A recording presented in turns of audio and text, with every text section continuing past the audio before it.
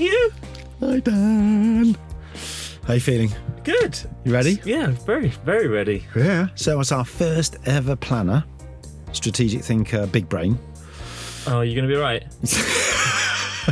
You're feeling a bit twitchy. I honestly think you and him are going to get on really well, and I'm going to be a bit like... Why do you say that? Because you're both really big-brained.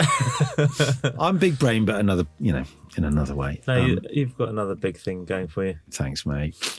I saw it in Cannes that time. Guy he's a lovely lad, knew him from BBH. I actually genuinely don't quite know what he does at the moment, but he said to me it's slightly controversial as to like using AI and blah, blah, blah. And I thought it'd be interesting conversation. I read up about it. It's an interesting ad tech solution that uses generative AI to help build media plans and creativity and execute for well, as long as you stay on that rather than get into a bit of North London rivalry. Did anything I just say to you go in? You know that thing when you'd see someone's face and their mouth is moving back? Nah. You went, oh, what's for tea tonight? Can I make a joke about Did you say football? something about AI? Imagine being married to me. Anyway, so that's what that is. But he's also genuinely... very sweet man, and I did a very big campaign with him for Bailey's, which was really, really pleasurable. I really enjoyed working with him. The other thing I found out in research is he's a massive gooner. Yeah, no, I did mention that earlier, but then you just didn't say it. You didn't listen. I was looking at your mouth talking, and you said the word Arsenal. Oh, gooner. He is, and he's proper, so you two, yeah, just cool. Keep at the moment, keep it we're all right, because we're both doing okay. Yeah, less said of football better. I'll go and get him.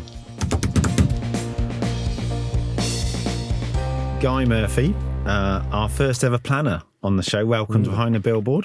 Thank you very much. Thank you very much. Thank you very much for coming on. I suppose we could say Guy might truly be the first big brain on this show, although obviously... If any of our previous guests are listening, they're going to... Yeah, I was going to say that's for me and you.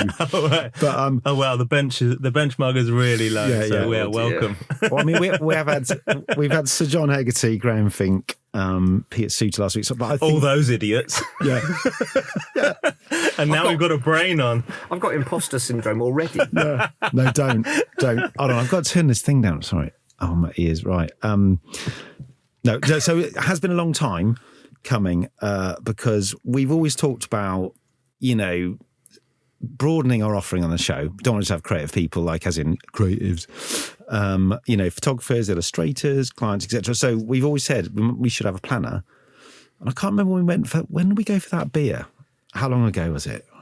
Somewhere. The one in Liverpool Street? Yeah. 2 months?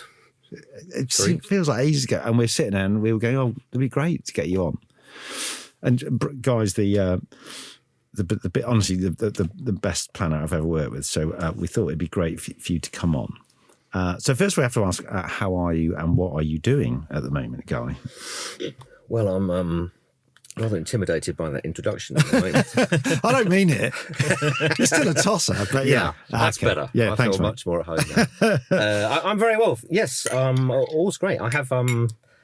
I've taken a pivot in my career, as they say. So I'm no longer in ad agency land. Okay. But I'm still in advertising in as much as I have a ad tech startup business that is trying to automate the ad agency. Oh, hold on. I think he needs to leave the room, doesn't he? He's the guy who's killing us. You didn't know that bit when you invited me. I know. I remember you said something about automating. I think, oh yeah, we'll cover that. It's like, oh shit. So go on then. Tell us about it. Let's get everyone more happy than scared. Well, the big opportunity we've seen is, and ad agencies are blind to this, is that 97% of all businesses are small businesses, and ad agencies are not interested at all in small businesses. Right. And small businesses find it very difficult to do digital advertising these days because it's complicated, isn't it? And time consuming. And yet they need to get more customers in because it's difficult times. So they end up really needing advertising but not able to do it. So we've created a service online that can handle at scale thousands and thousands of small businesses who can create digital advertising on social media super easy, super quick, in a way that would have been imagined possible. And is it self-serve then? It's self-serve. Oh, wow. So we're literally trying to automate strategy, creative execution, media planning, and reporting, all in one platform, which we don't see that done ever, to our knowledge. So I'm loving this phase of my career because I feel like I'm helping to push at what's possible, and I'm not part of a legacy institution or legacy thinking or legacy structures. And that exists which if you'd have stayed in the agency world, you could have been. Yeah, I think that is always the struggle for the existing structures. Is it's very hard to move on and embrace the new. Until you get bought by an agency, and then you become back in the agency. Oh, you'll be off in the sunshine then, won't you? On your boat. On your boat in Florida. Yeah, I'm kind of hoping we'll get bought by Facebook or Google or something. Yeah. Okay, so you heard it here first, guys. And Dan and I take 10%. And what other channels you're looking at? So you're looking at all digital channels? Yeah, so we're starting in paid social. So at the moment, the starting points is Meta and LinkedIn, but we're going to add more of those, and then we'll push into search and then TV and video as all that becomes more possible to buy programmatically. And digital outdoor programmatic? And digital outdoor programmatic. I mean, I mentioned small businesses. Fantastic for small businesses is digital outdoor. Yeah. I mean, the poster by the shop. Yeah. Also local radio. But yeah, we'll look for some suppliers of media inventory in things like posters and outdoor to be able to put on our site so we can plan those into their schedules. Cool. So as you can hear, today's episode is a perspective from a strategy person, not a creative person. Although I always argue that the good ones are the same. The strategy people and the creative people are all good. But only the good ones. The shit ones can stay apart. But I've been very lucky. I've worked with some very good ones. Obviously, Guy, Max Keane, one of my favourite planners, Sam Pavey. There's loads of them out there. Lola. Anyway, hi to all of you if you're listening. So we're going to explore the conversation a bit about before the creatives write the billboard a bit. So in effect, we're saying behind the strategy, behind the billboard, if that's not too much of a mouthful. Talking mouthfuls, but I have started eating the muffins. So my neighbour, I haven't made any cake yet, sorry. I know Dan's looking at me aghast, but my neighbour made these blueberry muffins, which are pretty good. Is this kind of bake-off season, so you end up just passing cake over the fence? Yeah. They're from Naomi and Patrick next door. They'll never listen to the show. But thanks, Naomi. Can I check? Is this part of the show? This is. Yeah. Okay. Yeah, we do go off on tangents. But I did. I say we. I offered some figs, but you didn't want the figs, so I'm just getting figs from Lidl was the offer. Yeah, they're cheap. They're really good. The one up by Arsenal, by Finsbury Park, it's really good there.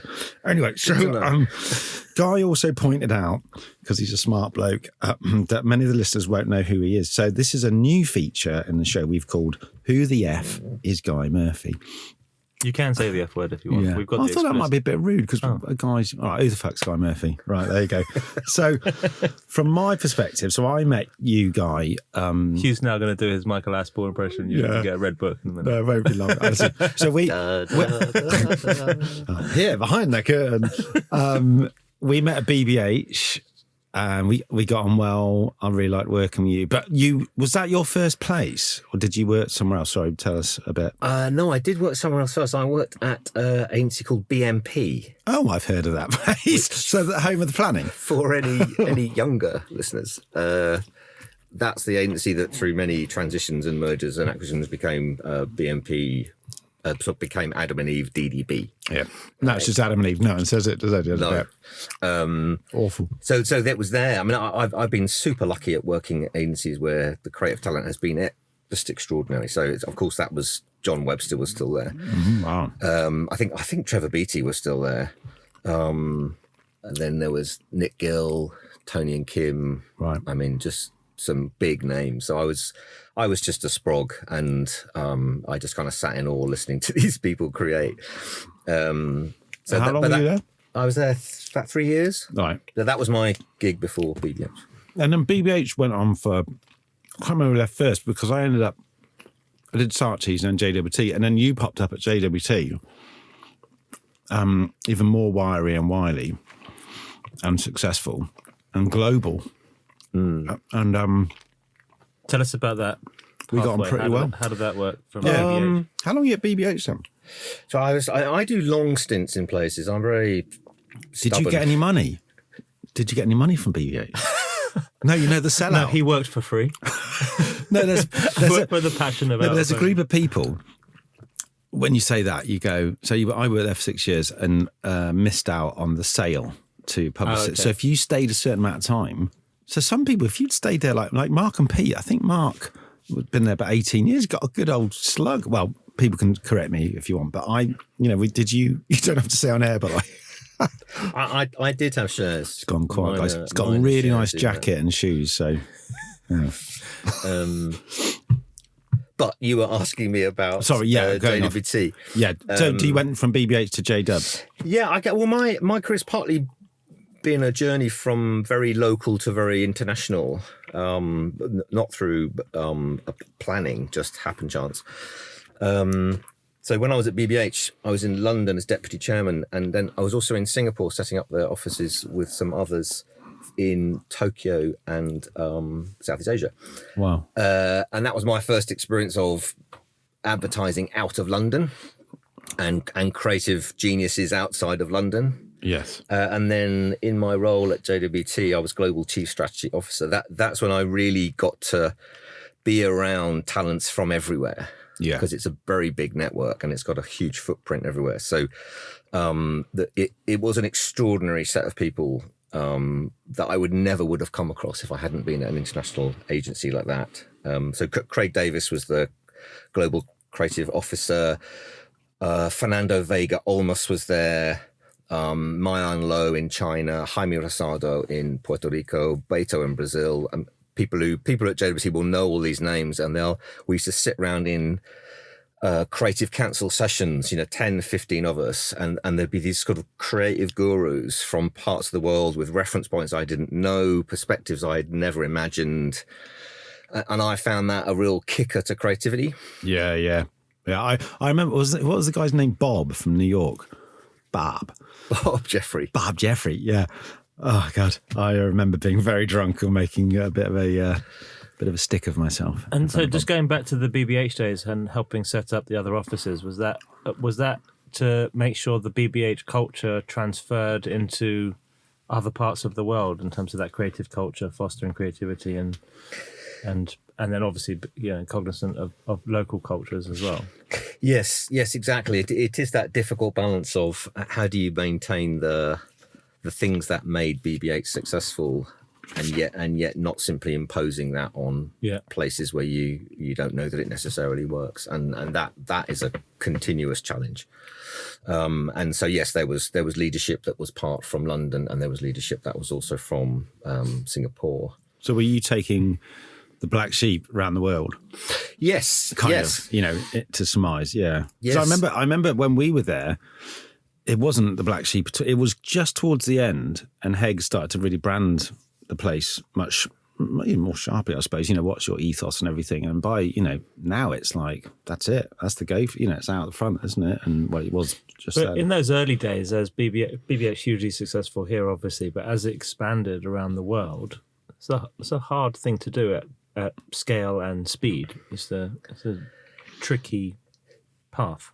Yeah, or at all. I mean, it is hard to replicate success.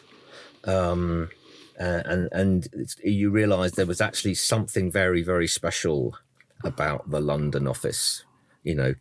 Kingly Street, Great Pulteney Street before that, and there was something about the chemistry, something in the water. The founders were walking the corridors. Yeah, it was still in its kind of early youthfulness. Yeah. And it's very hard to replicate that and cut and paste it to New York, Singapore, Sao Paulo. And I don't mean that specifically for BBH, but any agency. Yeah, we see that in our business. We've got offices around the world, and it was founded here in London, and the founders are still part of the business and are based here in London. It's a tricky part. I remember when I joined, I just walked past it this morning, the Sun and 13 Cantons, or Sun and 13 Cantonars, as I used to call it. I'm not going to go back in time to when United are great, but it was lovely, that building. Then we went to Kingly Street, which is much bigger and lots of glass.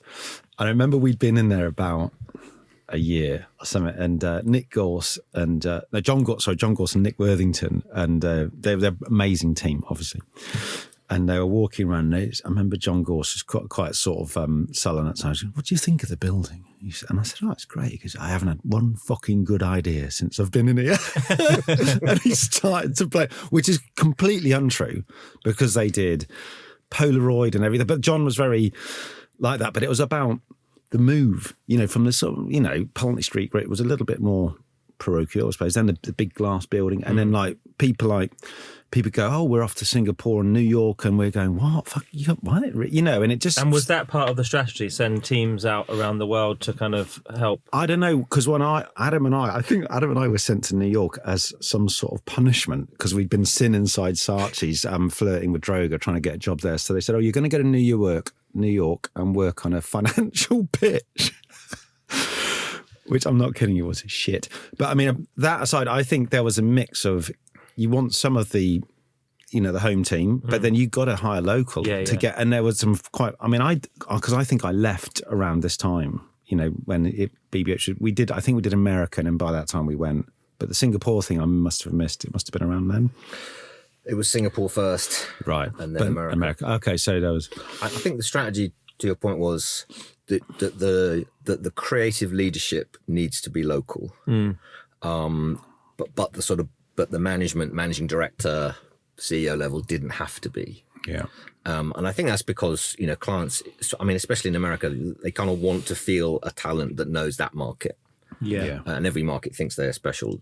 But I think that's especially true there. It was especially true in Japan and definitely in Singapore, where the creative taste is different and the media is different. And unless you've been there, you really can't turn up and pretend to know it. Yeah. Right, we need to come back from global. I'm going to bring you right back to the end of your street and our regular feature, Billboard in the Street. And what have you got for us, guys? It's actually not bad, this. Can you describe what it is? Yeah, I was hoping it was going to be more shit than this. Yeah, I was as well. So it's not bad. Because it's going to help your link to the next section. But unfortunately, it's not too shit.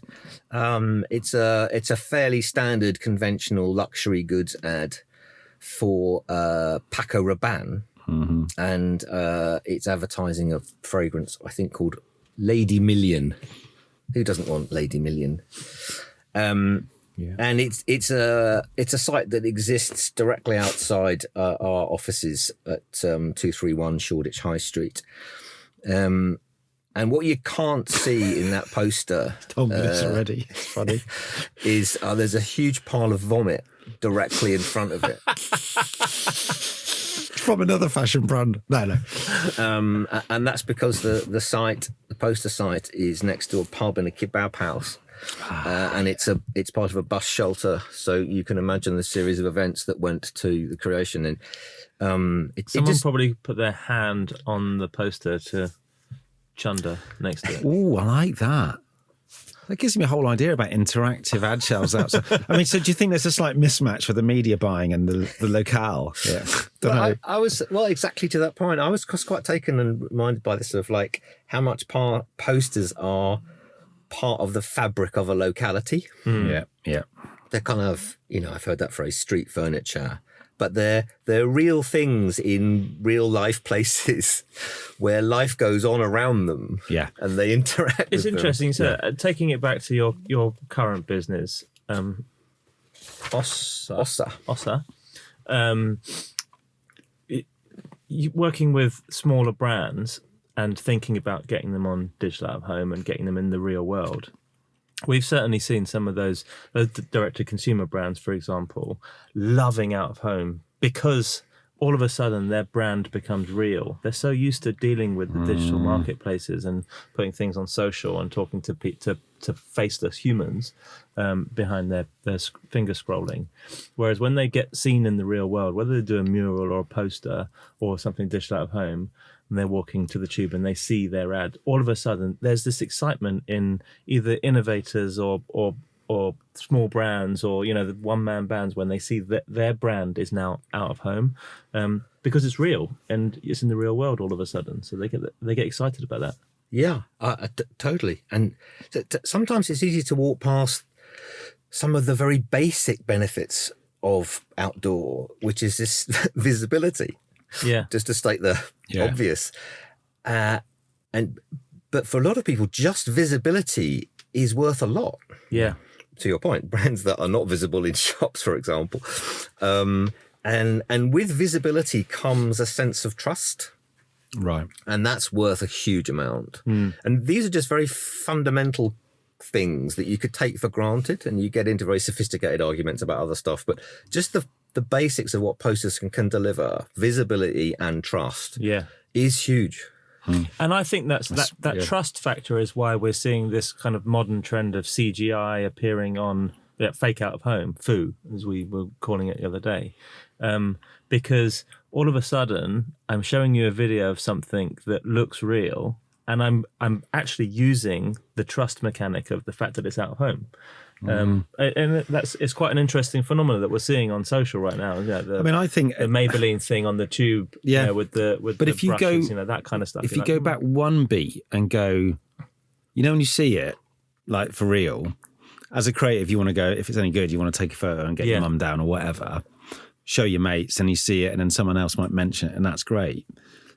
So, it's there, because the trouble is... the equivalent for the CGI thing is dropping a like or sharing it on your page, right? Yeah. That's the equivalent. It's the equivalent of me taking my because there's so many... I'm going to take a picture. From a creative point of view, there's so many, make so many fucking decks and so much work, it never gets made.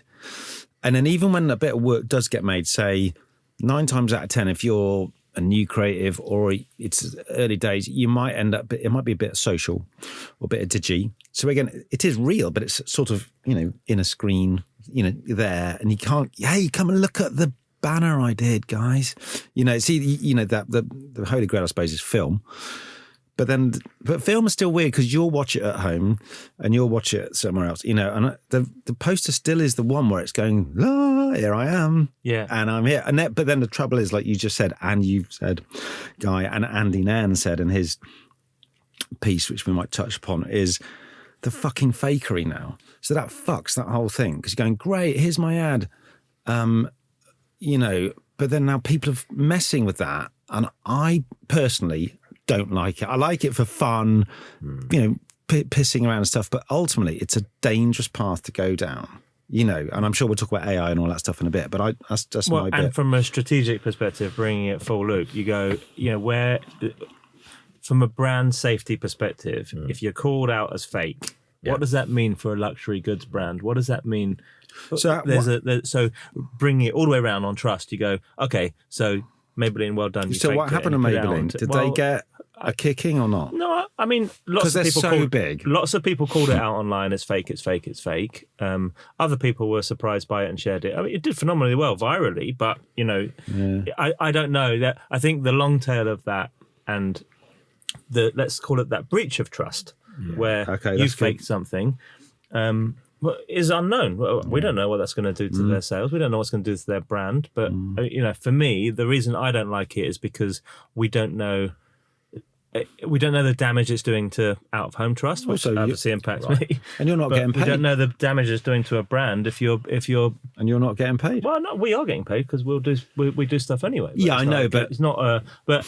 I think if it's going to do damage to an industry, then it's bad, because then it's like every time we share something, is someone going to suggest it's fake? We had the same thing with the anamorphic stuff originally, when you're doing stuff that looks like it's... I mean, can I just say for our listeners that the recent Instagram post of 10 images from sites all over Britain were absolutely faked by me. I don't know if you could see that some of the craftsmanship. I was literally dragging boxes and saying to my daughter, do you think that looks really bad or just a bit shit? So we're doing it as well, right? So that's we're using the fact that we're doing about posters. And very much with the hands out going, we know we're doing it. But I mean, I suppose I really like that debate about trust and then, breaking that trust, and then just be careful whoever's doing it, because you're going to fuck our industry a bit. So going back to your side of the business, when you were working in campaign mode and working with your teams, did that question of trust come up when you're talking about creative ideas and you're looking at where these things should be playing out, and what's right for the brand and what medium should this be played out on? Yes, along with many other kind of criteria. But you're right in saying that the role of the strategy person in the agency here is to help understand what's the role of outdoor versus the role of everything else. And that's often a question that people don't focus on. They just go, well, we'll just list off some media, but we don't really know why we're doing them. Because they're on the list. And to really focus hard on each one and say, what is that for? Is there a good reason for it? Can outdoor do something that we can't do elsewhere? And if so, what is that? And then how do we write a brief for the creatives to really maximize the potential of that thing? Yeah. And then try and repeat that through the channels is the sort of fundamental of, or the starting point at least, of the job I would do and people like me would do. Media planners, I should point out, will be taking a slightly different perspective because they will also be talking about reach and cost. And so do you is that work done in parallel with the media agency, in collaboration with? Is it done? I wish. I mean, the industry separated a while ago, didn't it? Yeah. And we can argue the merits or demerits of that, but I'm not sure that creativity has won in that battle, because media is as much part of the creative conversation as the executional content is. And it's mad. I remember, sorry, just jetting. I remember at BBH, if you had an idea, you go, fuck it, let's go and talk to Kev Brown. Go downstairs, or Cramner, whoever was there, and they go, and they tell you something. They go, yeah, let's do this, but I'll tell you what you could do. Somebody a bus side or a projection, or you get just have this brilliant conversation. You go back up, and then you talk to Hegarty or someone, and you're going, oh, we spoke to, because he would say, speak to Kev, and then it's all there. And then they leave the building, doing their thing or whatever, and you're going, it's all just. But I think it's interagency collaboration is, I think, like good interagency collaboration is brand specific now. I think it's not agency specific. So some of the marketeers that we're working with, like, there's the weekly meeting, we talk about what's happening, and everyone is on the same page. So strategy, creative, media, production, we're all talking about how we can maximize this campaign, and that's channel specific. And I think those brand managers are getting it right, because they understand that they've employed the right agencies for the right reasons. So don't let them undermine each other. But it sometimes precludes like proactive ideas, or if you can just bob down a corridor or knock on someone's door. But I think that culture, the fostering and interagency collaboration, the culture of that comes from the brand. I think if they separate people, you don't have that. Oh, I'm just going to call up the media planner and talk to them about this. There's also some thinking which helps pull it together, as well as the structural issues of we could get the agency in with the other agency. Yeah.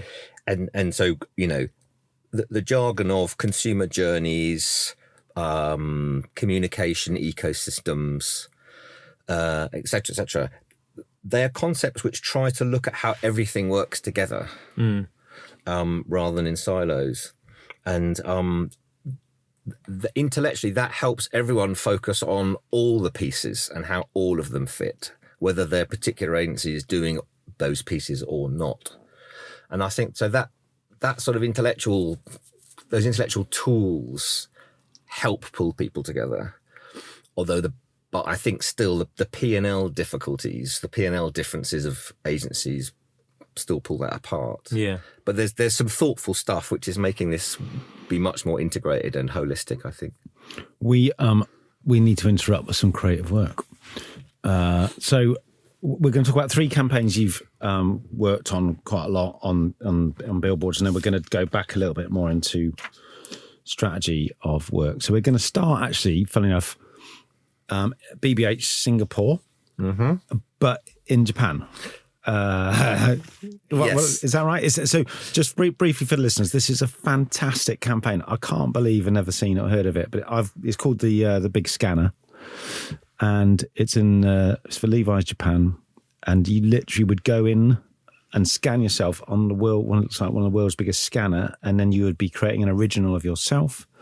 which would then be printed out, and you could create your own poster, your printout. I mean, it's fucking ace. There's film. It's like a pop promo. It's like one of those bits, and you go, it's ace. So could you just tell us a bit of background to how this happened? Yeah, sure. I guess the story starts with that, with the fact that Levi's is probably the most lauded creative account for many years, mostly out of BBH London and for the television work. And to our earlier point about how do you replicate success of agencies in a part of the world, you know, how could we as BBH do Levi's over there in a different part of the world? So there's a lot of pressure then on the brief and on the output, as you can imagine. And this was specifically for Japan. Right. So very quickly, the differences start arriving. So it's 15 seconds maximum, because that's the media landscape in Japan, and there's no point trying to complain about it. That's just the way it is.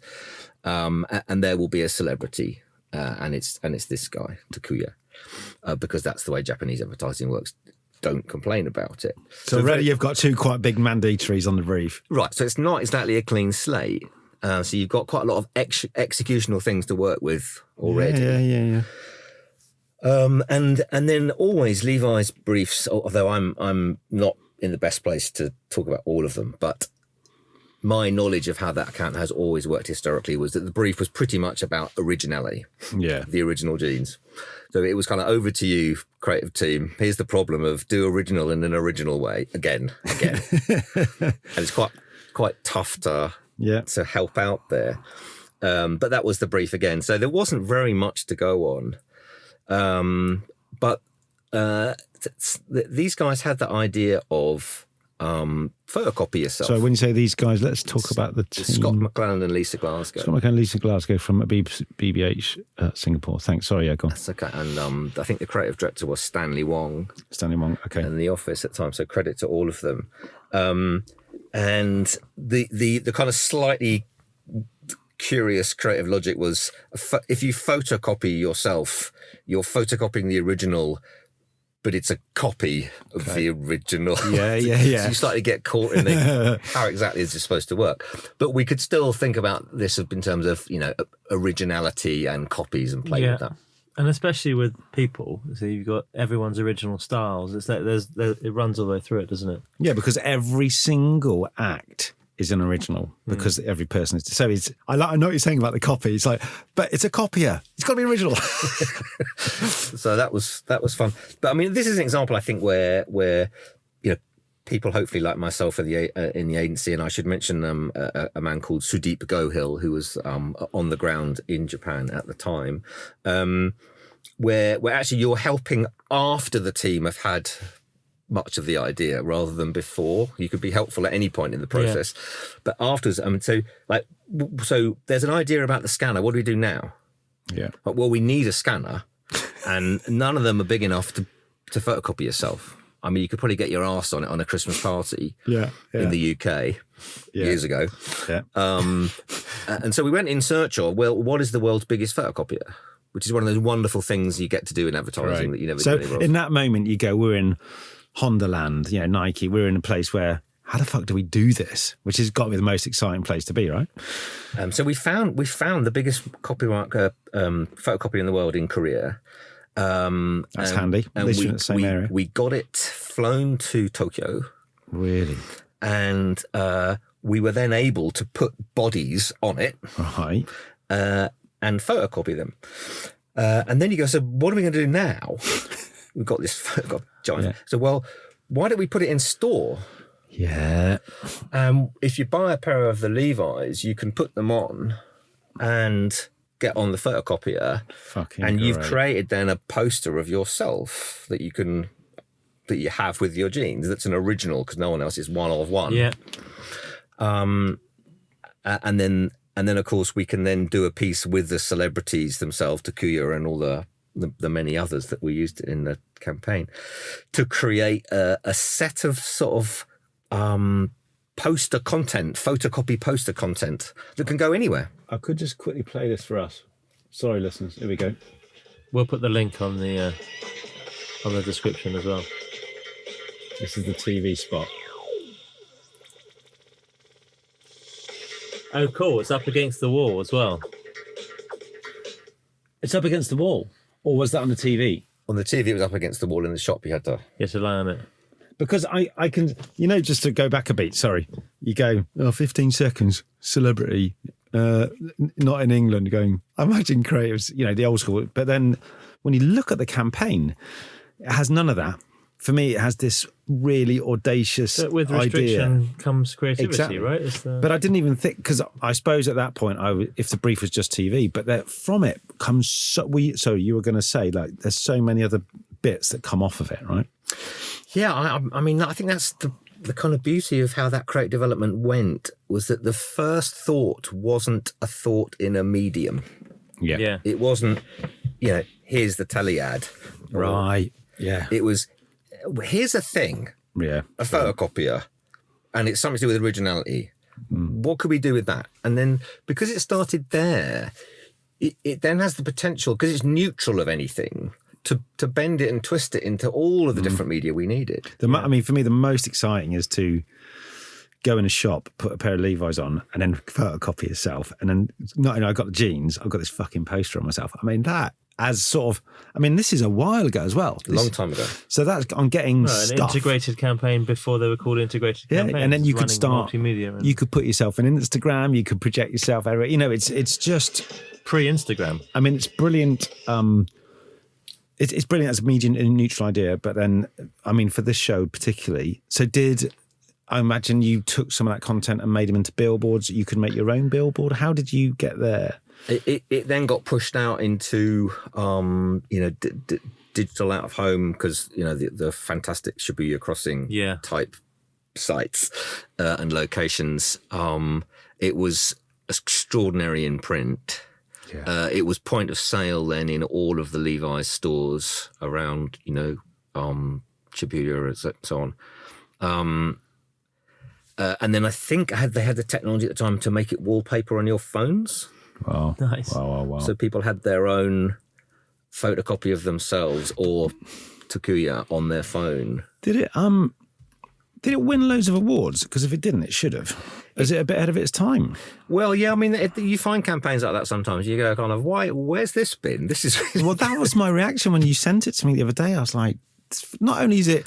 But sometimes I think we can live in a little microcosm, right? And certainly here in the UK, we're exposed to UK creativity more than anything else. And then, when do we look outside? We have international guests on. We look outside then, and we go in the summer. We go to the south of France and we look at everything that wins there. But how often are we looking through Campaign Asia and looking at work? How often are we looking at the trade press? I love this. I think kudos to the creative team, because it feels like it's just a great idea for a thing, whether it's their bottom drawers in a scrapbook, it's waiting for a brief to land on it. Sometimes you have those and they just fit.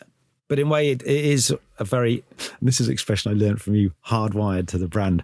Sorry, we're going to talk about Bailey's in a minute, but I remember a guy kept saying to me, is this idea hardwired to the brand? And I kept saying to Russell and Adam, what does hardwired thing mean? Anyway, and I understood it. And now I use it all the time in meetings. And I was thinking I should go, trademark, Guy Murphy told me this. It gets you out of anything. Yeah. But it was hardwired to the brand. Is it? Oh, yeah, we'll do that then. Yeah, believe me, I'll say long words. But it is. So it's an excuse as well as a prompt. But it's great because it's about being, photocopying is the whole thing about original copying, in a way. So it is a very rich area to play in, and they hit gold dust. It's honestly, it's one of the best campaigns I've seen. I love it. I love the look of it. It could have worked anywhere in the world as well. Yeah. But it was but like you said, soon. the formats. So you've got your 15-second and your celebrity. The formats are specific to the local market, but the idea could go anywhere. But that's the thing. The thing also, what I love about them is,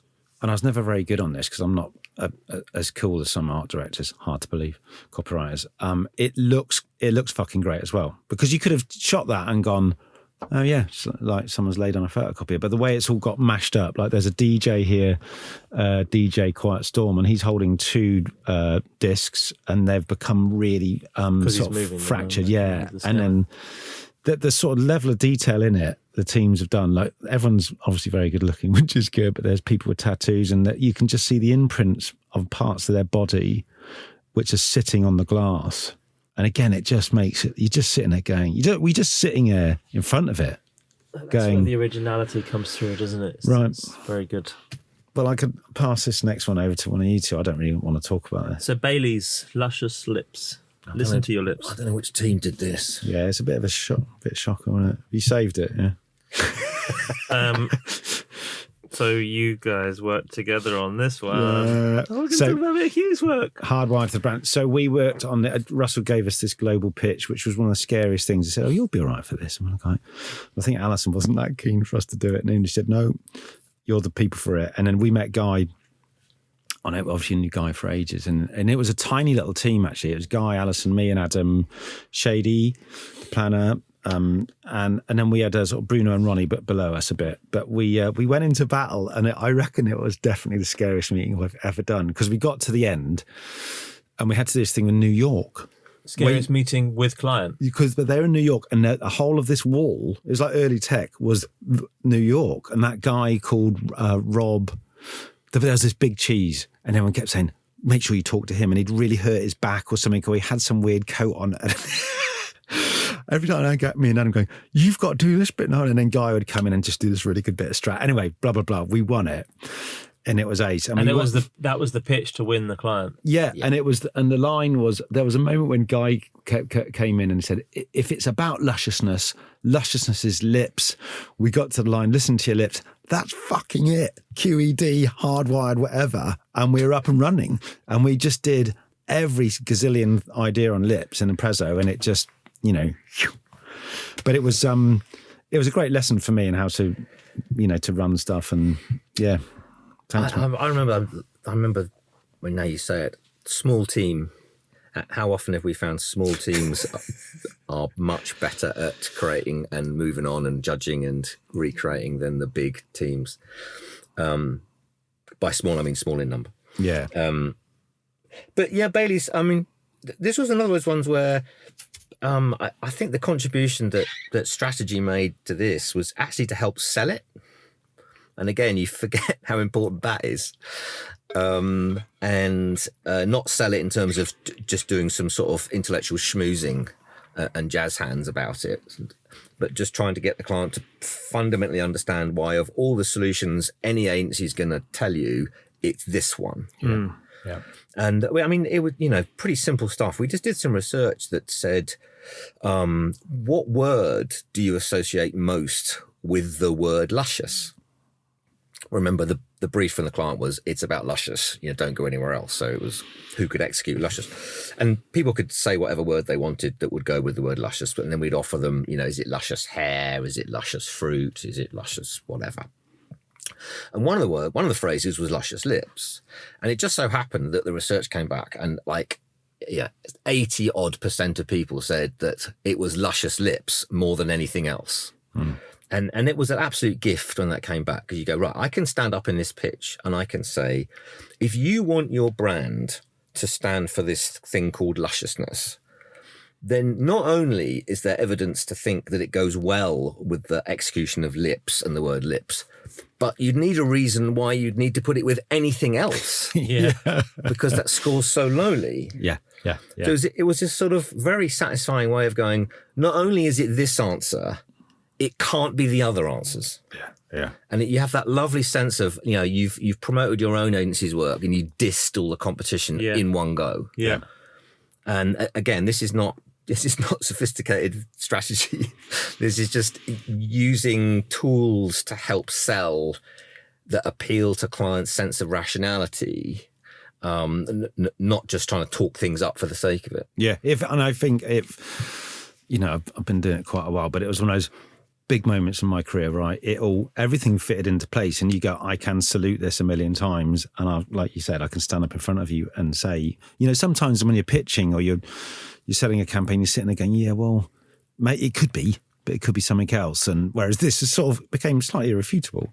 And then going back to your pitch team selection part there, was that a JWT thing based on client? Was it based on the brief? Was it how do they pick you? Well, I mean, but how is it as a kind of let's see where it goes in the creative department? Who's going to put the team together? And I mean, I suspect agencies might claim that they have a more sophisticated way of putting teams together, but I think we were probably free. Right. Okay. And so you're into just serendipity, and as long as you've got good enough people around the place, someone's free, they'll be decent. Yeah. Okay. And of course, so you're looking at the trafficking department, who's free at the moment? And because I mean, that is the way agencies work, I think. Yeah. Is there is not enough slack in resource, especially creative resource, to be able to make luxurious choices. Or they demanded Hugh and Adam and Guy Murphy did it. Yeah, that's actually what happened. This can only work. I do also recall at the time, though, we were having a tough time winning new business, and they had tried lots of different ways. So Right. it is linked to your question, because sometimes they'd go, fucking whole department, Yeah. should we get New York? Like New York had this, JWP had this incredible reach, Yeah. and Within the network. So actually, I don't know if it was on the pitch or before the pitch, we went to Asia, as in we asked Asia to get involved. Right. And I think whether we gave them this or something else, and so much work came back, and so much of it was just not right. But you'd have to give the respect to people to feedback, and it took up. So I remember me and Adam. And was that an ECD decision at that point? Then I need to bring in the council to talk. I think when people get nervous, they kind of stretch Right, and okay. stretch, and then we said to Russ, "We've got this." And he said, right, you just go with that, that little cluster. And then we won it. And then I think after that, we felt really confident. And then we worked on the army pitch and we won that. And I think we got into this whole world of acting. I remember on the Baileys thing, actually, at the beginning, sorry, just last bit on it. Jonathan Davis and Anita Davis, Jonathan Budds and Anita Davis were running it. And I remember going off on one Friday night saying to Adam, fucking hell, John and Anita got that Bailey thing. Oh, thank God for that. Anyway, have a good weekend, mate. Next Monday, they're going, right, it's not working. Hugh and Adam, you're running it. And it was like, just listen to it. And then, initially going, fucking hell, global pitch. And we hadn't ever done one. But then once you embrace it, you get a great little game and go, yeah, actually, turn it on its head and go, I fucking want this. And I think that for me was a big moment in my career. I worked out, actually, big pictures can be so exciting. They're really exciting. Obviously, if there's a good story. It's match day, isn't it? That's the I think when you're in pitch mode, it becomes match day. It becomes build up to the pitch. It's like So when we did, because we've got to get off it, when we did it, then we shot basically these billboards, which were just lips. And it was a very quick decision. We'd always wanted to work with Rankin. I think Rankin's amazing. He couldn't have been better cast for it. And it was the beginning of, it's hard to imagine actually, beginning of digital technology.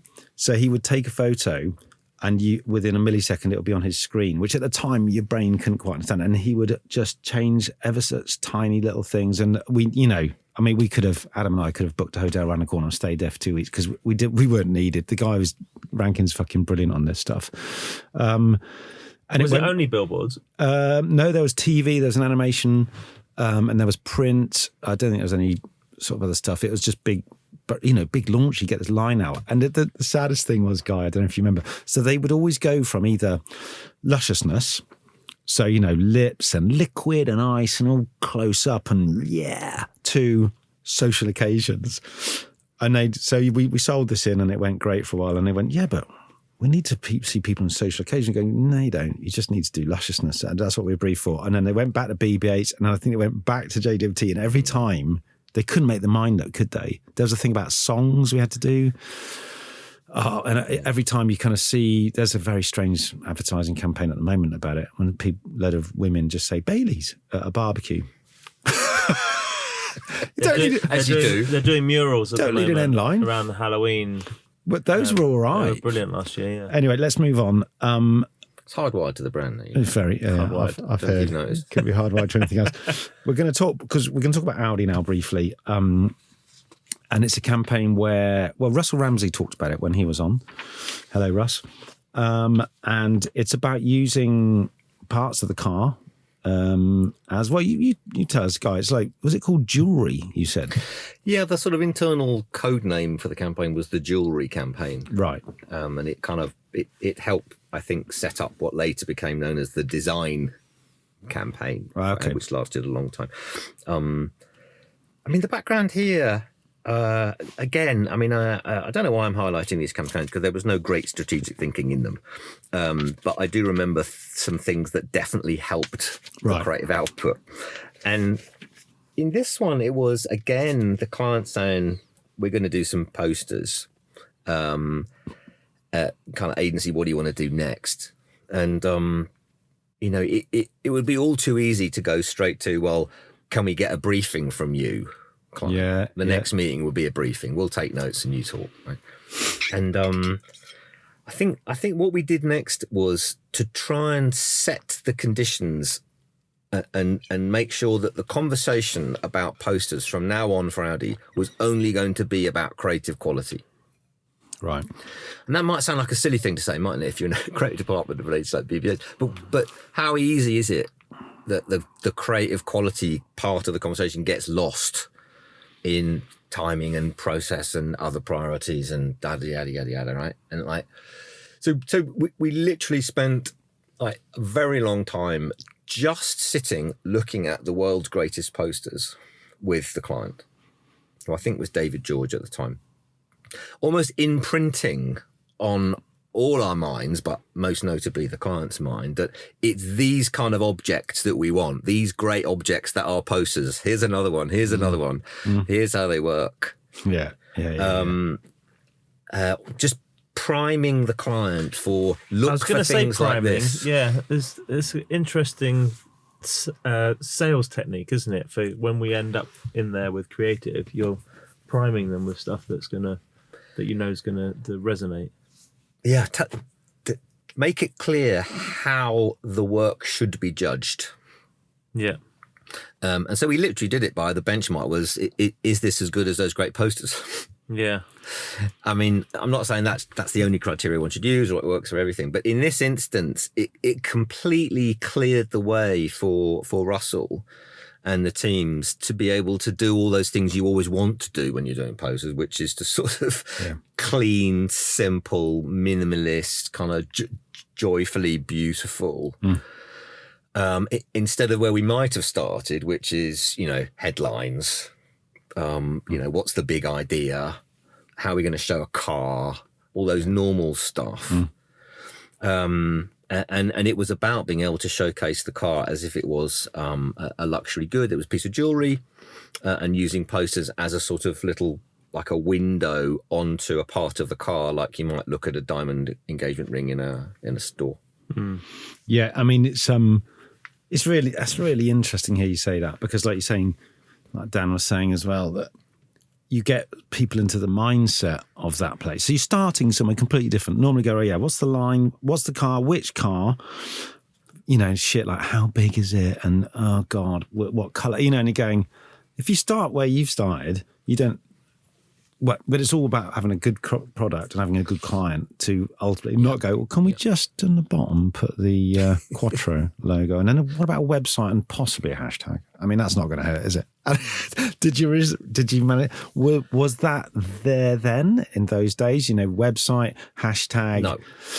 No, but even so, there are temptations to pile things onto. Oh, headlines like quality you'd expect from Audi, or even, you know, book a test drive at your local dealership. I mean, there's all that stuff. But it's much easier to argue that things shouldn't go in than it is to argue that things must come out. Well, as Heg always said, what's it adding? Which is one of the things I always remember. And so clearly nothing, because you're not going to book a test drive off that. Oh, I'll get my pen and paper, and you know, it's like, and I'll write down the phone number to book a test drive. No, I won't. I mean, I think these. I remember though at the time, again, because I'm older, I would dare to say wiser, bit wiser. Big brain over there.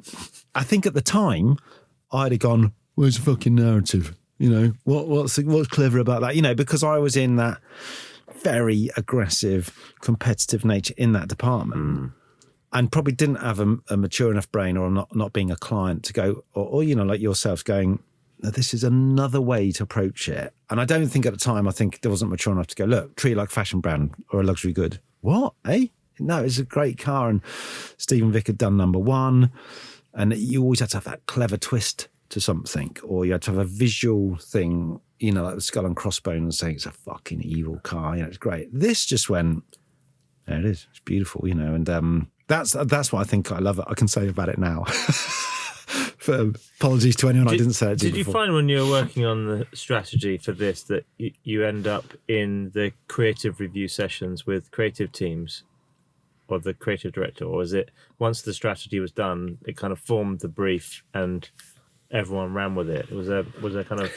Good question. I mean, you jog alongside, trying your best to know when is it going to be helpful to go and join and to contribute some more in the process, and when is it helpful to stay away. And that's a difficult judgment because it depends on the team. Depends on the creative director as well. Depends on the creative director. Yeah. I mean, you guys, Hugh and Adam, you were always very friendly and open and accessible, and you always welcomed seeing people come in and chat. And that made it very easy for people like me to contribute. And I really appreciate that. But not everyone's like that. And that doesn't mean they're better or worse. It's just a different style. So being able to flex how you work through a process depending on the creative individualities that you see is a skill you end up having to sort of pick up. I think now it's different. I mean, I think at that stage, well, the way we've discussed this brief, you could put that brief into like Birdie or Sid or Chapman and go, right, you should, the designers, Scott Sylvie, people like that, as well as the creative team. But your creative team needs to be mature enough to go, like, a bit of a Tiger Savage or a Russell, people are proper art directors. And me and Adam weren't, I would speak for myself, but I don't think we're an amazing art directory team. We would just go down the corridor and give it to Birdie. But so again, I think it needed a different approach, and that's what was really good about BB8. You'd go, I remember Russ telling us the story about design as an approach and a one-word brief. From that, a completely different look and feel came for the campaign, which is now looking back. I mean, I don't know what's going on at the moment, but it just looks so classy, so quality. That the colours the coat hook. There's an exhibition of the stuff, and it all came probably from this, didn't it? This sort of jewellery campaign. Exactly. Yeah. Exactly. I mean, we'll maybe come to it in a bit, but how different it is to start in the format of a poster versus a social media post. Yeah. And where you first express the idea has a fundamental implication of how people receive it and its first manifestation and what you think of it.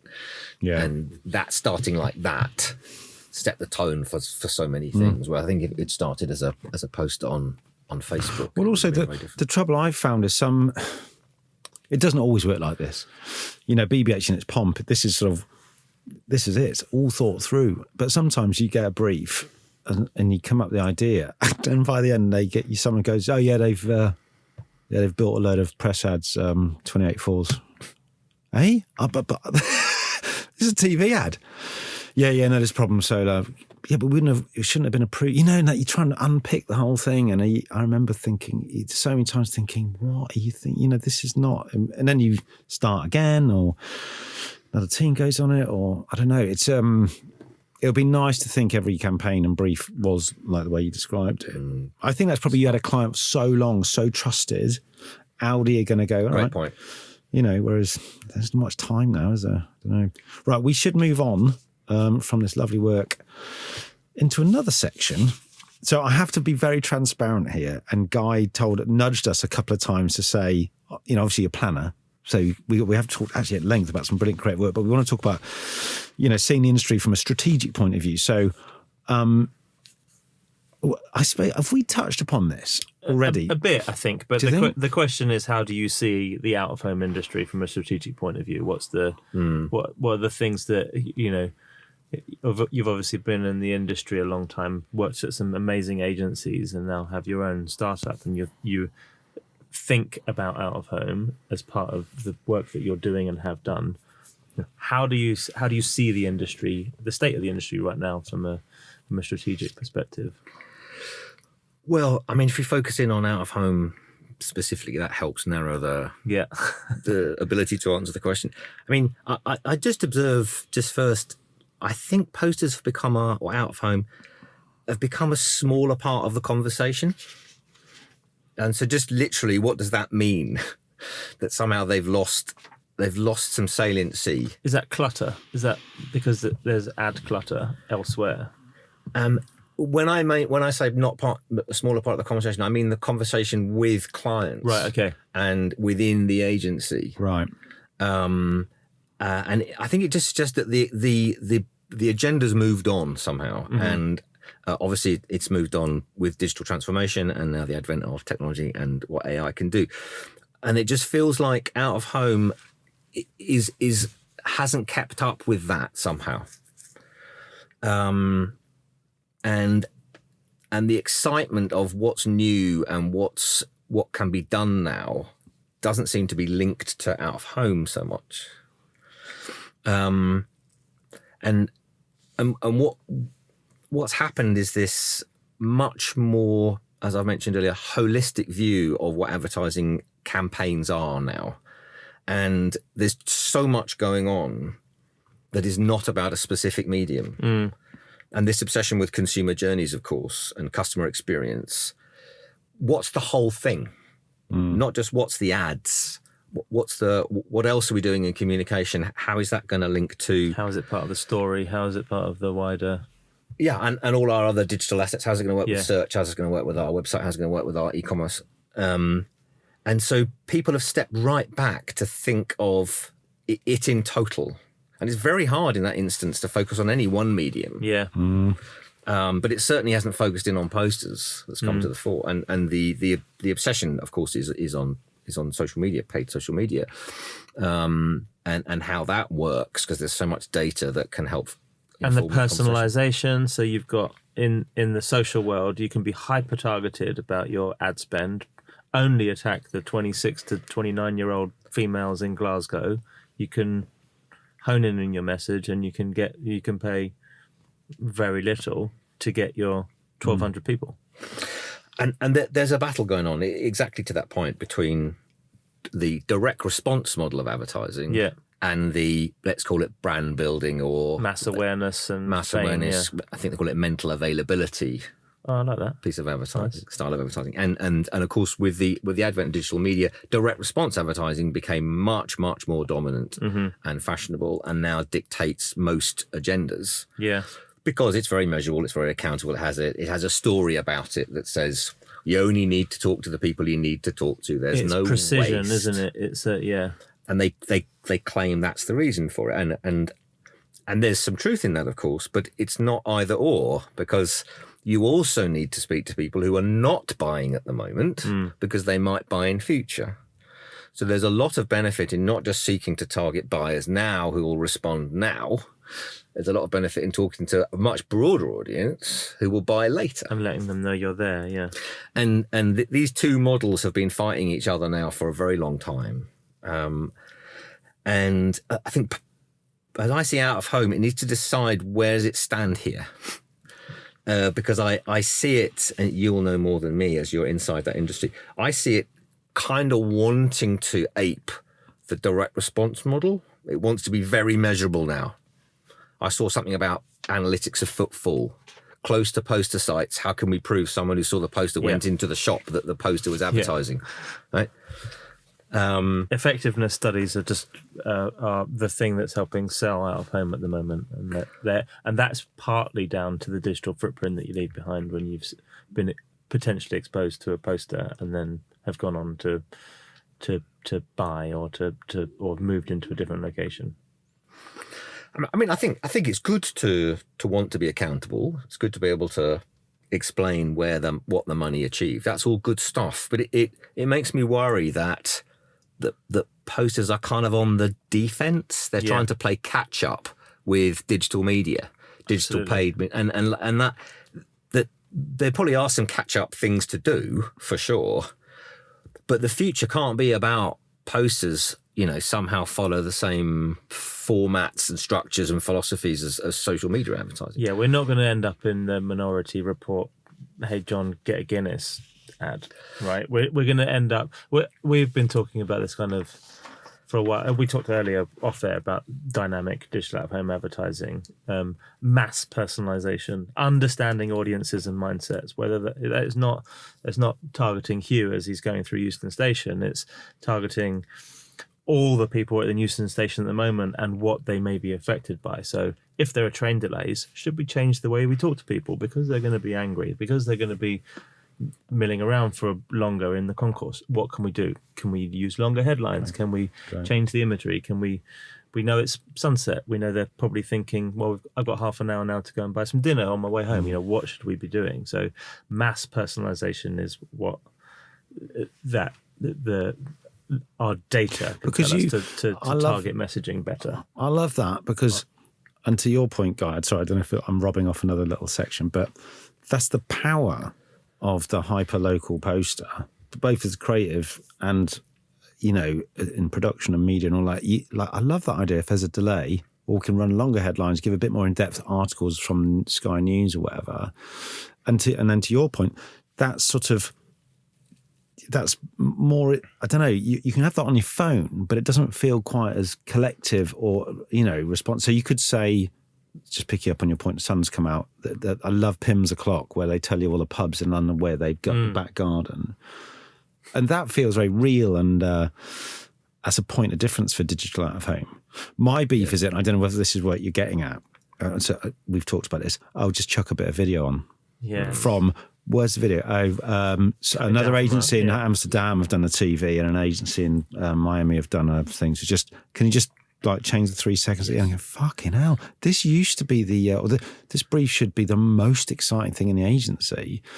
And it still can be. But it's, like you say, whether it's lost its way, whether it's its own fault, or it's the fault of the technology. Part of that could be, so in the UK, in terms of media money, digital is worth nearly 60% of all media money in the UK for out of home. Wow. So what was the classic poster where you would see the jewelry campaign for Audi is a smaller part of the business now, and digital and the influx of digital and programmatic digital out of home has changed the landscape. And because it's digital, there is more accountability, there is play out reporting, there is proof of play, there is more understanding of how audiences are moving around the space. So they've had to align to the other digital media buying strategies and accountability in order to sell it. And I'm sure that's true, but that then will only be part of the answer. That's just catch up. Yeah, it is. We can be measured too. Yeah. Okay, well done. Oh, we're still here, by the way. I mean, I'm much more interested in that unique power that posters have, and how do you exploit that, as well as play catch up on the other things.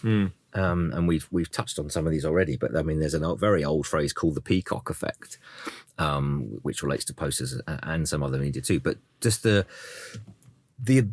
ability for people to receive subconsciously the sense of that's a big important brand just because it's on that poster. Yeah. Again, it's almost back to the point we made earlier about trust and visibility. Just some very essential fundamental things can be very powerful. And you know, you're peacocking, you know, you must have spent a lot of money. You must be successful. You're a rich company. I don't mind buying from you.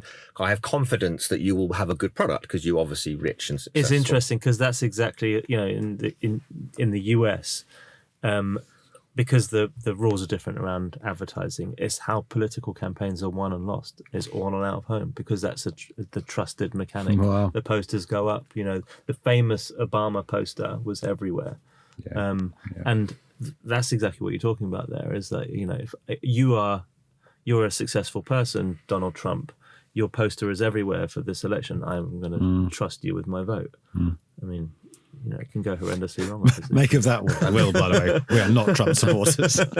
These are deep psychological truths about how people receive advertising. Yeah, and the Facebook, the Cambridge Analytica thing suffered from exactly the same thing. People, you know, the mistrust in social media came from Cambridge Analytica, which changed election results for people, and that's that out of home has. Do you think you could, or one could label out of home the last trusted medium?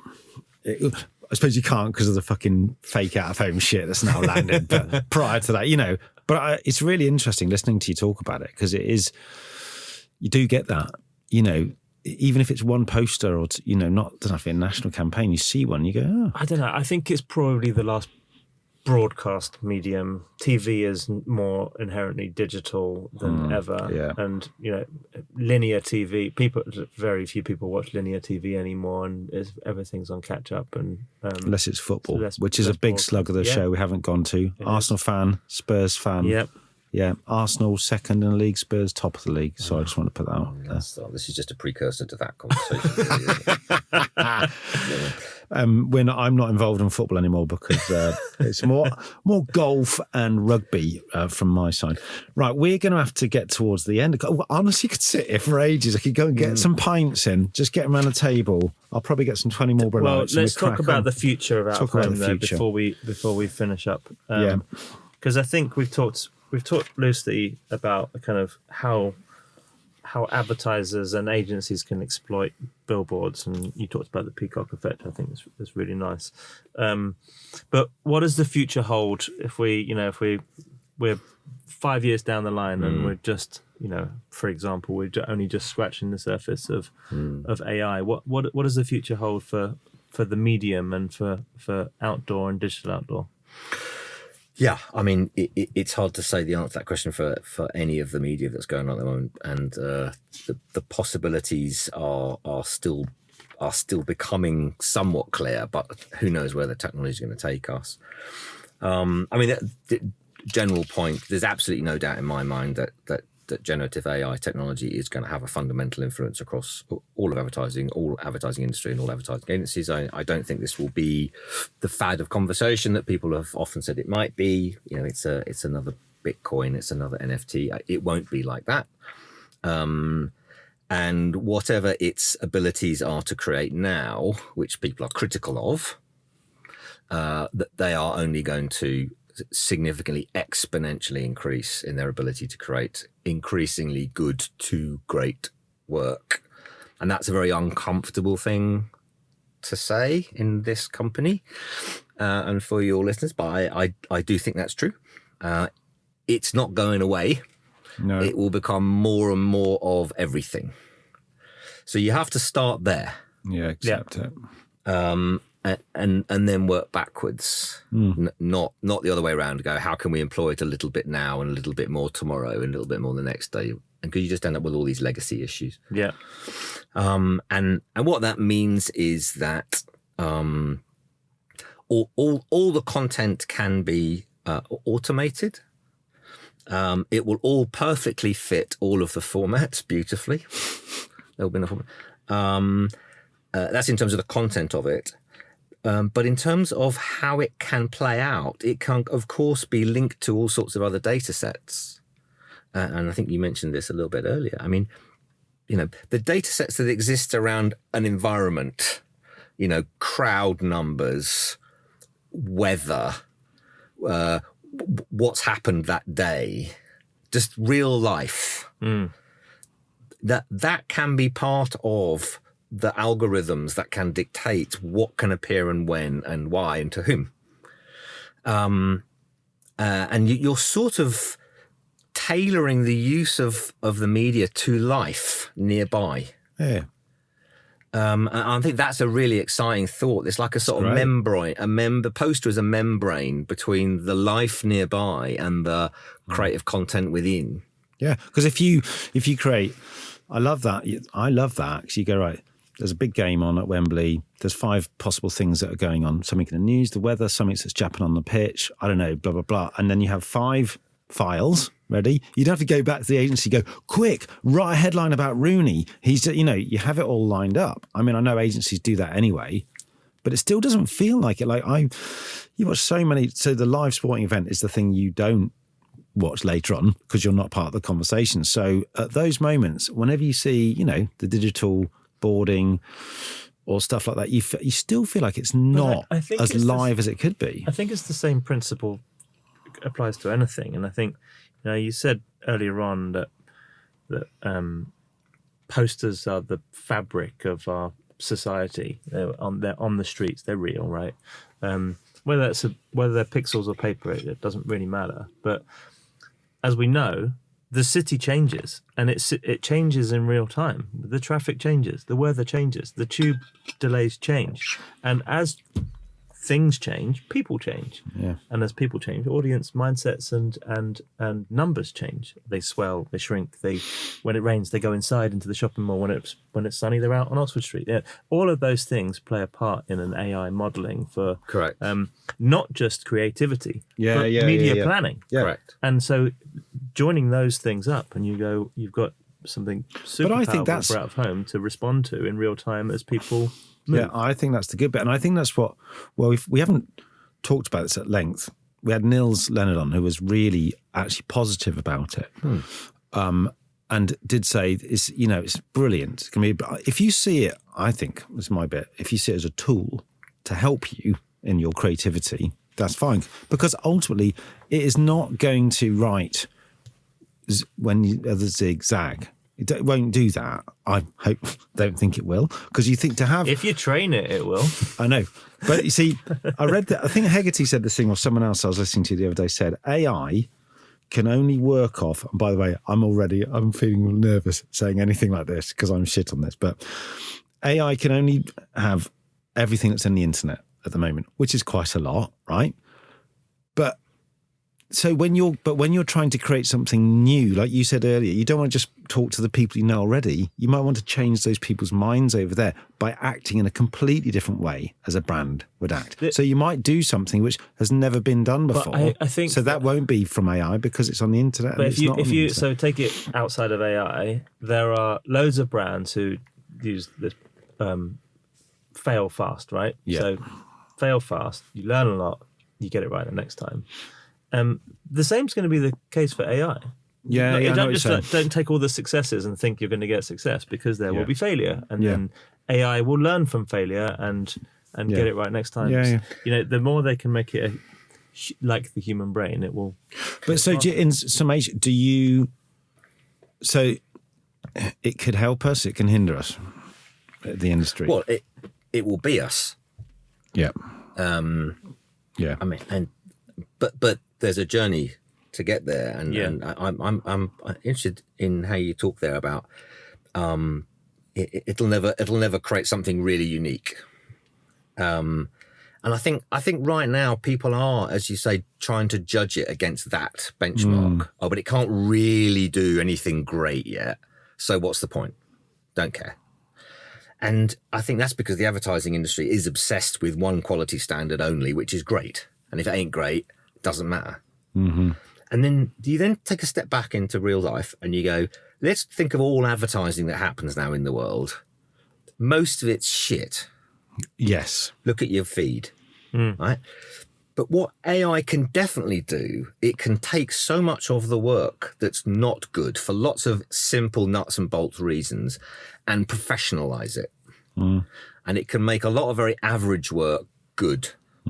So it can raise the floor of creative standards without necessarily raising the ceiling. That's a good shout. And that is a massive contribution. Yeah. I think that's what Neil's when you think about 95% of advertising is shit, there's a big floor raising. Right.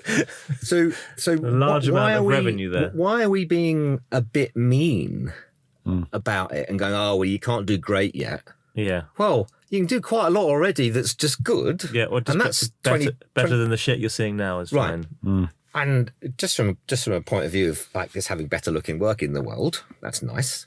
Yeah, but it will also benefit those businesses that are advertising because there'll be better works. There's an economic benefit to that. Well, that is huge. Well, also, let's take it back to your process on Audi. Like, how did you train or prime the client to understand you were going to bring in a great poster? That's exactly the process for training an AI model, right? It's like, here are great posters, here are great posters, here are great posters. Eventually, it will produce a great poster. And this client was primed with great posters. And so when he was presented one from the creative team, signed it off. You've trained the model, and he's done exactly what you've wanted him to do. And if I could selfishly mention what I'm doing at the moment. So we've trained our model that we're using or exploiting it on our platform to use what we know to be the the truths of what makes good, effective advertising.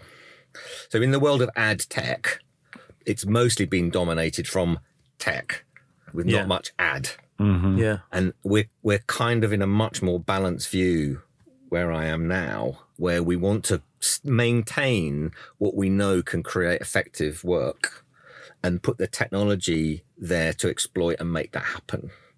So this is not, when people talk about Gen AI, it's not just a tech play where the tech decides. You know, what are the ways in which you've instructed it to decide? What are the rules that you've given it? What are the prompts that you're giving it? That's what dictates it. So upstream is a bunch of advertising people who know how advertising works. Yeah, I think that's a really good point. So you're in control of what you're giving it. You know, and then that. I remember I was working on this pitch recently, and I found it actually fascinating. So for me, I'm just tiptoeing into it, but I still, I'm still sitting over a blank page. Whenever I'm working, going right, where do we go? And then, it's quite quick. You can get stuff done up. So actually, me and Chappie, you remember Adam Chappie, don't you? Yeah. We worked on the John Lewis pitch, and we'd spend a day together. Cracking stuff. I mean, you're literally given a day. And then he'd send me this deck through. I'm going, fucking hell. How'd you do that? I went, Toddy, AI, man, AI. Right. And he had this stuff. And the thing is, though, he said, there is a certain look still about some of it where we were going, that garlic looks, we were working on Waitrose. But it was interesting because it helped us, like, fuck, because we could get in quick and make stuff look how we wanted it to look, rather than a shit little. I think there's definitely, and in the mid-journey mock-ups and stuff, there's definitely a look and feel that you can see where it's learned, right? And it's interesting. I won't name the agency or the brand, but it's a very interesting process. In order to take the client on this journey, they needed a storyboard for the film they want to make. Right. And the storyboard was created using AI. Yeah. Because this is the theme that we want to use. This is the style. Because those AI prompts are there. I want it in fantasy. I want these colors. I want this, and this is the narrative. And within minutes, you can have a mock-up and get client approval. Now, that's not what's going to be used. It's going to be created by an artist and in isolation, and they've signed off on an artist. But in order to get the client there very, very quickly and tell them the story of the film they want to create, they're using Midjourney to create a storyboard. I find that sense of speed really exciting. Yeah, it is. It's mad. I mean, but we have in our side, again, we're like, on our platform, we can create social media ads after people have answered 2 questions in probably less than 10 seconds that would be of a quality that you would expect from a professional freelance team. Yeah. I just find that quite thrilling of what's possible as a result of that. Yeah. It does go back to what Niels was saying about AI and the beauty of it, the fact that it will eradicate the shit. That's because it's learned what's good, so it will eradicate the shit. So there are going to be people in peril in jobs. There are going to be people losing their jobs. They are the 30 quid model is what he called it. We're busting out ads for 30 quid a pop. Yeah, that model will be gone and replaced with better advertising. Generated by AI. We need to end. So we're going to end on Guy's favourite Billboard, which in a way, weirdly, is kind of maybe an early form of AI. I don't know. Guy, talk us through this one. It's a favourite of ours. Yeah, that's a good link, actually. I hadn't made the link. I mean, it's always hard to say what's your favourite anything, but this came to mind for favourite posters, and it must be 10 years old, I suspect. So it was the ad that ran in central London, where there's a little boy who stands up and points at an aeroplane going overhead in the sky above the poster, and the little boy says, look, it's flight BA 475 from Barcelona. And then there's the aeroplane and he's pointing directly at it. And I love that. I mean, partly because it did something completely new that I'd never seen before. Yeah. It got a poster to interact with another data set about flight paths. It's mad, isn't it? I love it. So I just love that. And then I just thought, it's just such a little joyful experience being in front of that. Like, they chose a little boy because little boys are full of kind of wonder about planes. And then they know that human beings are often looking at planes going, oh, holiday, I wonder where they're going. Have they had a nice time? I bet they'll be tanned when they come out of the airport. And then the sort of wonder of how the hell does he know there's a plane up there? Yeah. So all this goes on in your head in a matter of seconds. Yeah. And I suspect much of the publicity took the photo from a particular angle. So the plane... Or the plane and afterwards. but I remember, I mean, this is absolutely one of my favourites. It's Ogilvy, and I've read tons on this. I've interviewed the guy who did it. But for me, it just sort of reinvented BA again. You're going, fuck. And like you say, wonder and the joy of flying. And I think they didn't have the kid initially. I think they'd worked out this poster can talk to the plane, because there was that thing that everyone had, which was a hold your phone up. Flight tracker. And the guy did it and I think they refused it, and they kept refusing it. And then I think that when they put the kid in, they bought it because it had humanity. And then you go, because it wasn't just, I've got this idea of a kid walks across, points, no work happens like that ever. No. Well, unless it's the IPA, you put your paper in. Oh yeah, seamless. Boddington's, cream in Manchester. I can tell you now, because many years has passed, but what's the truth? A couple of years later. Steady, fella, you're right. Deep breaths. A couple of years later, we were working with EasyJet. And we had a couple of years earlier or later? Later. Oh. And they were battling BA over basically, airlines get fined when they're delayed, right? And they were battling BA for space in the London airports. So they wanted to do this. Well, we were helping the agency pitch this idea of a little boy on an orange background pointing at the delayed BA planes coming into Heathrow or Gatwick. Brilliant. So it got right down to the wire, and unfortunately they didn't do it. They were so worried about it. But yeah, we'd use that as part. It's quite funny. Make him look quite angry. Yeah. Oh, there's another delayed BA plane coming across. Oh God. Anyway, but there's nice themes in there of what we're talking about: interacting with the time and place. Yeah, totally. Using technology, data sets. Yeah. Creating little experiences for people that are personalised in that area. It's all kind of there, but great. It was a long time ago. It's a brilliant one to end on, actually. So, thanks for coming in. Thanks thank for you. not talking about football too much. We'll do that off yeah, air. But no, it's brilliant. We're going to talk about how we're going to finish 5th and 6th. Although 5th is Champions League. No, 8th. I think 8th or 10th for me. Anyway, it's been really lovely. Thank you so much. And I think for you inviting on someone who's in the strategy side of agency and just recognising there is some contribution there is a really generous thing to do. Oh, mate, thank you very much. We've talked about you on a number of shows, so it's about time. We'll get Andy Nairn next and he can tell us what's really going on. I think what Guy was trying to say. Yeah, thank you. Yes. I'm excited about AI again. Yeah. God, I was actually a little bit like Joey, our friends then. When everyone's having a conversation. I could ride a horse. I was going to say you were more like... Is there any food coming? I think you're more like Homer from... oh, thanks. Gone from Joey to Homer, you fucker. Do you know what my kid's favourite Homer quote is? There's a good episode where there's a free trampoline ad in the back of the paper. Right. Trampoline?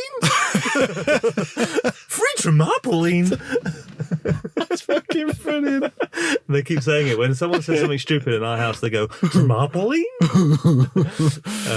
Anyway, yeah, that was absolutely brilliant. Yeah, he's good, isn't he? I mean, without going on about it, it really got quite deep in it. We could have just sat here for someone could have brought some food in and we could just carry on. A couple of hours of that. Yeah. Anyway, the Japanese thing for me with that photocopier was one of the best. Oh yeah, stories it's very, very good at. But that's good. Obviously, thanks to our sponsors and to Soho Radio for hosting us here, and to Talon, who are perennial sponsors of this, and it wouldn't be possible without our friends at Talon. So. No, thank you so much, guys. Really, really, really appreciate it. Until next week. Okay, see you then.